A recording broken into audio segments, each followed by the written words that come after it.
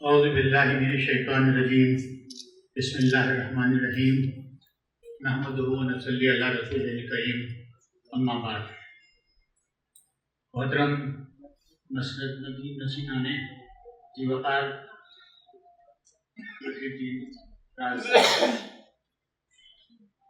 مولانا خیال صاحب، افتخار احمد ایڈوکیٹ صاحب، نیکو خاص سے تشریف لائے رویش سروش، اختر سعیدی، بزم یارہ نے سکون کے کنوینر بانی جناب نثار احمد نثار، نعمان صاحب اور معزز شرکائے محفل، السلام علیکم. حاضرین محفل، تفصیلی استقبالیہ نہیں ہے، چند باتیں ہیں جو میں آپ کے گوش گزار کرنا چاہتا ہوں. سب سے اہم بات یہ ہے کہ آپ سب جانتے ہیں کہ یہ پروگرام بزم یاران سخن کے پلیٹ فارم سے یہاں آج منعقد کیا گیا ہے. اس کے بانی کنوینر ڈاکٹر نثار احمد نثار ہیں.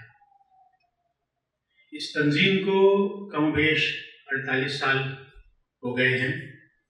1974 میں ڈاکٹر نثار نے یہ تنظیم بنائی اور اختر سعیدی کے مشورے سے اس کا نام نثار ادب رکھا گیا تھا. کچھ دن اس نام سے یہ تقریبات ہوتی رہی. پھر نثار ادب ڈاکٹر نثار کو خود اچھا نہیں لگا، کہ لگا میرا نام آ رہا ہے اچھا نہیں لگتا. تو پھر مشورہ ہوا اور پھر اختر سعیدی ہی کے مشورے سے اس کا نام بزم یاران سخن رکھا گیا. پہلے یہ تقریبات کورنگی میں شادی حال میں ہوا کرتی تھی، کہ وہاں ایک اسکول میں ہونے لگی. پھر کئی اور مقامات پہ ہوئی اور اس کے بعد اب یہ شہر میں مختلف مقامات پہ تقریب کرتے ہیں، شعری محفل کرتے ہیں. ڈاکٹر نثار شاعر تو ہیں ہی، آپ سب جانتے ہیں، لیکن ان کی ایک اور پہچان بہت تیزی سے ڈیولپ ہوئی ہے، وہ ہے مشاعرہ آرگنائزر. اچھا، مشاعرہ آرگنائزر جو ہے وہ اب اس ادبی منظرنامے کا ایک ناقابل تردید حصہ ہو گیا ہے. بات یہ ہے کہ اگر مشاعرے آرگنائز کرنے والے نہ ہوں تو شعراء کو پڑھنے کے لیے کون بلائے گا؟ کیونکہ شعراء کی اپنی نہ تو اتنی حیثیت ہوتی ہے. سچی بات یہ ہے بہت کم ہیں جو ایسا کر سکتے ہیں کہ تواتر سے تقریبات کر سکیں، اور نہ ان کو اتنی وقت ان کے پاس ہوتا ہے کہ وہ اس کے لیے اسپیئر کریں. بہت بڑی بات ہے کہ ڈاکٹر نثار شاعر ہونے کے باوجود شعری مصروفیات، وہ کالم بھی لکھتے ہیں، آپ جانتے ہیں جسارت کے وہ رپورٹر بھی ہیں. ساری تقریبات شہر میں جو ہوتی ہیں وہ اس کو رپورٹ کرتے ہیں، شاعری بھی لکھتے رہتے ہیں، اور پھر ساتھ میں اس لیے انتظام کرنا بہت بڑی بات ہے.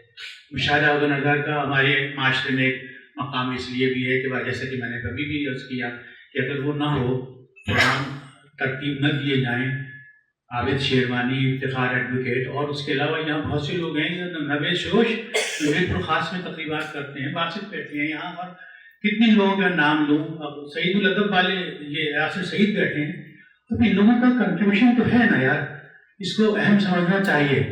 یہ نہیں سمجھنا چاہیے کہ یار یہ کیوں کر رہے ہیں اور یوں وقت ضائع کر رہے ہیں. اور بھائی بات یہ نہیں کریں گے. یہ بیٹھے ہیں سعید احمد خان صاحب، ہر مہینے تواتر سے کرنا آسان کام نہیں ہے. یہ اپنے گھر پہ کرتے ہیں تقریبات، اس میں دامے درمے سخنے فیملی، پوری فیملی انوالو ہوتی ہے. فیملی اگر نہ اجازت دے تو آپ کر سکتے ہیں کچھ، آپ اپنا نہیں اجازت دے گھر کا، بیگم کی مرضی کے بغیر ہے نا. تو سب انوالو ہوتے ہیں. تو میں ڈاکٹر نثار کو اس بات پر ان کی بہت توصیف کرتا ہوں، تحسین کرتا ہوں کہ انہوں نے یہ قدم اٹھایا، یہ ہمت کی کہ آج یہ چھوٹی نشستوں سے آج ایک بڑی نشست ہے جو کہ کل سے مشاہدے کی صورت میں آج یہاں برپا ہوئی ہے. اب اصل میں ہوتا یہ ہے کہ شعری منظرنامہ بہت پھیل گیا ہے. شعراء جب کراچی کی آبادی 25-50 لاکھ تھی اس وقت کتنے شاعر تھے؟ آج کراچی کی آبادی 4 کروڑ ہے. آپ اندازہ لگا لیجیے کہ کتنے شعراء ہوں گے. ہمارے ایک دوست شاید آپ جن کا نام سے واقف ہو، شمشاد احمد افسانہ نگار تھے، بہت نامور، 10 افسانے مجموعے، ان کے 2 سفر نامے ہیں. ان کے دونوں سفر ناموں پہ میرا مقدمہ شائع ہوا اور ان کے انتقال کو بھی کئی سال ہو گئے ہیں. انہوں نے تقریب میں گفتگو کرتے ہوئے کہا کہ کراچی میں ہر رات 11,000 غزلیں لکھی جاتی ہیں. شعراء اپنے اپنے گھروں میں لکھتے ہیں. یہ کئی سال پہلے کی بات ہے. تو اب وہ 11,000 جو ہیں وہ 22 سے 44,000 تو ہو گئے ہوں گے. تو اب یہ جان لیجیے کہ ایک وقت میں ایک محفل میں کتنے لوگوں کو مدعو کیا جا سکتا ہے. گنتی جو ہے اچھا اس میں بھی شکایات پیدا ہو جاتی ہیں. ڈاکٹر نثار کے بعد جو شکایت آئیں وہ ان کے حوالے سے مجھ تک آتی رہی مستقل کہ ہمیں نہیں بلایا. اتنے لوگوں کو کون بلا سکتا ہے؟ ایک محفل میں ایک تعداد طے کی جا سکتی ہے کہ اتنے لوگوں کو بلائیں گے, اتنے لوگ پڑھیں گے اور اتنے وقت میں یہ وقت مکمل ہو جائے گا. ہاں یہ اہتمام رکھا جا سکتا ہے کہ اگلی نشست میں ان سے الگ لوگوں کو بلایا جائے, اور اس میں ناراض ہونے کی کوئی بات نہیں ہے کہ میں ناراض ہو جاؤں کہ تب مجھے تو بلایا نہیں آپ نے.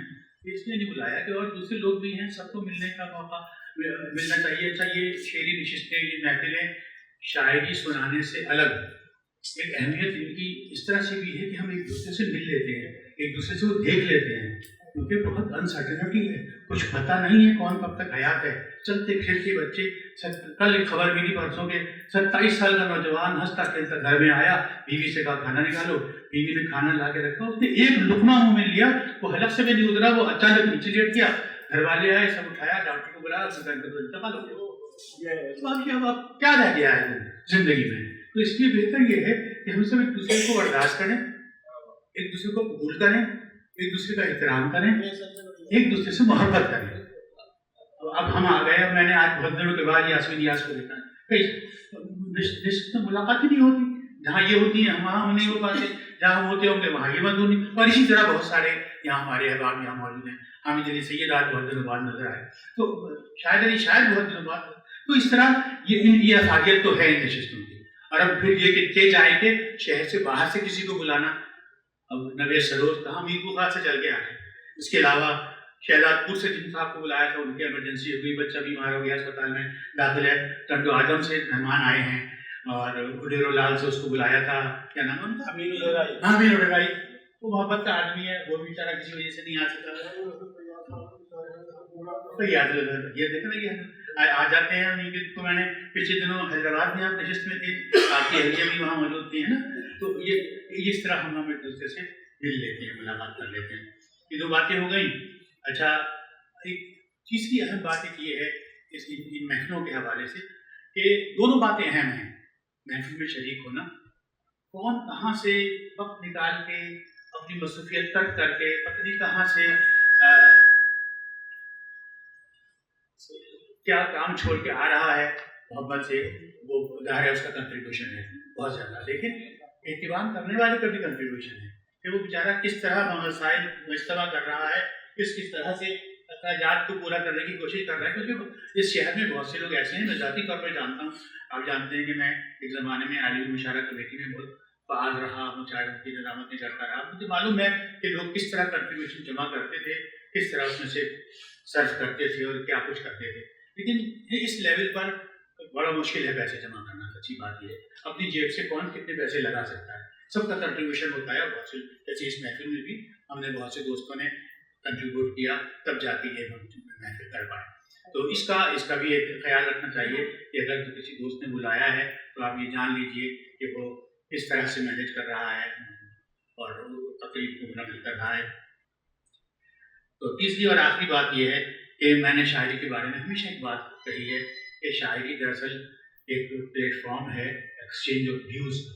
ہم ایک دوسرے کو سنتے ہیں, دراصل شاعری تو سنتے ہی ہیں, لیکن ہم شاعری میں وہ باتیں سنتے ہیں جو میں کہنا چاہتا ہوں, جو اور دو شعراء یہاں بیٹھے ہیں وہ سب کہنا چاہتے ہیں. تو یہ میر بخار سے آئے ہیں یا حیدرآباد سے تشریف لائے ہیں یا ٹنڈو آدم سے مہمان آئے ہیں, کیا سوچ رہے ہیں وہاں بیٹھ کے, ہمیں ہمارے علم میں آتا ہے. اور کراچی ہی بھی بلکہ پورا یہ صوبہ نہیں بلکہ ملک کی شکل اختیار کر دیا ہے. اس شہر کے مختلف کونوں کے لوگوں کے مختلف ویوز ہیں, الگ الگ طرح سوچ رہے ہیں, کیونکہ وہ الگ الگ طرح کی زندگی گزار رہے ہیں. تو ہم اس طرح مل بیٹھتے ہیں اور ایک دوسرے کو سن لیتے ہیں, ایک دوسرے کو شیئر کر لیتے ہیں ان کے ویوز کو. میں آپ سب کے یہاں موجودگی کا خیر مقدم کرتا ہوں, اور درخواست وہ احباب حیدرآباد سے, خاص سے, ٹنڈو آدم سے, ٹنڈو محمد سے تشریف لائے, اپنا وقت نکال کے یہاں ہمارے شریک ہوئے. آج شہر میں کئی تقریبات ہیں, ظاہر ہے لوگ ڈسٹریبیوٹ ہو جاتے ہیں, کوئی معلوم بات نہیں ہے, ایسا ہوتا ہے. اب اس کے باوجود اتنے سارے لوگ دوست یہاں جمع ہیں اور ان کی یہاں موجودگی. عمر بھائی تشریف لائیے. جمیل فلاح کے قمر صاحب تشریف لے آئے ہیں، بتایا جگہ پہنچتے ہیں، زمین کو بدو کیا جاتا ہے، مطلب دوست آدمی ہیں، بڑی عمدہ نشستیں یہ کرتے ہیں کہ جمعیت الفلاح کے پلیٹ فارم سے ہم آپ کو خیر مقدم کہتے ہیں اس پلیٹ فارم سے۔ تو یہ چھوٹی سی چند باتیں تھیں جو میں استقبالیہ کے نام سے آپ کے گوش گزار کی، اور بس میں اس پر یہ کام کرتا ہوں۔ آپ سب کے بہت زیادہ شکریہ کہ جزاک اللہ، خوش رہیے، سدا آباد رہیے۔